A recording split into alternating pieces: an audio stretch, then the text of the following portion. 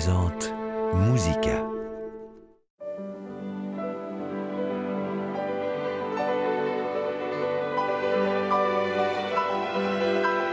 Sensible et captivante, Hélène Grimaud a donné un nouveau souffle au concerto pour piano en sol majeur de Ravel lors d'un concert à Los Angeles. Elle se produisait aux côtés de l'orchestre philharmonique de la ville au sein du Walt Disney Concert Hall. Le chef d'orchestre Lionel Bringuier dirigeait cette partition enlevée. C'est une œuvre magnifique, pleine de vitalité. Elle est palpitante. Il y a cette force cinétique incroyable. Ravel a trouvé l'inspiration pour le motif du premier mouvement lors d'un voyage en train. Il y a cette mécanique, mais c'est comme une machine qui aurait une âme. Maurice Ravel a composé ce concerto après avoir effectué une tournée aux États-Unis à la fin des années 20, une expérience qui lui avait laissé une forte impression.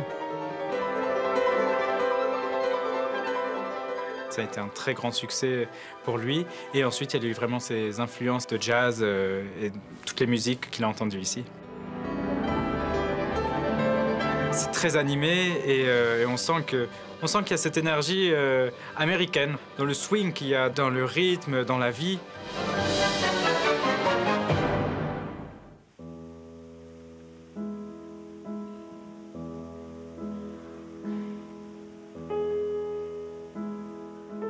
Il y a ensuite ce deuxième mouvement qui est sublime, avec cette mélodie qui semble ne jamais finir.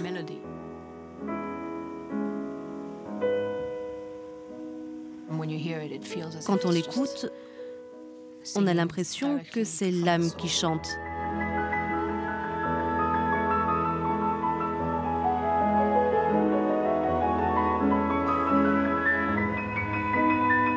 Ce que j'espère lors d'un concert, c'est transmettre assez d'émotions pour suspendre le temps.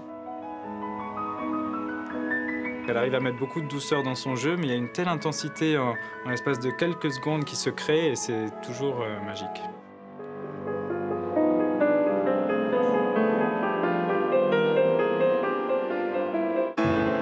Hélène Grimaud cherche sans cesse à explorer de nouveaux horizons en s'interrogeant sur son interprétation. Toutes ces œuvres peuvent nous accompagner toute notre vie. C'est pour cela que c'est aussi une aventure et je crois que chaque concert doit être abordé avec l'esprit d'un aventurier. Comme Maurice Ravel, l'artiste française aux multiples facettes a eu une révélation quand elle a joué pour la première fois aux États-Unis il y a près de 30 ans. Quand j'étais enfant, j'avais déjà ce sentiment que je venais d'ailleurs. Et tout d'un coup, quand je suis arrivée aux États-Unis très jeune, c'était presque comme si cette question d'appartenance n'avait plus d'importance.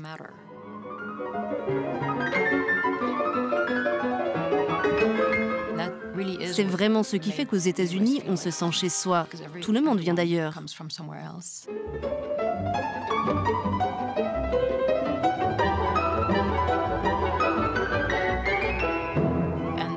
Et j'aime cette image dans la création artistique. Quand on quitte une rive et qu'on arrive à un point où l'on est trop éloigné pour faire demi-tour, mais aussi trop loin de l'autre rive. Cet entre-deux est un espace de transformation, de métamorphose. Je crois que c'est là où l'on a les plus grandes chances de se trouver soi-même.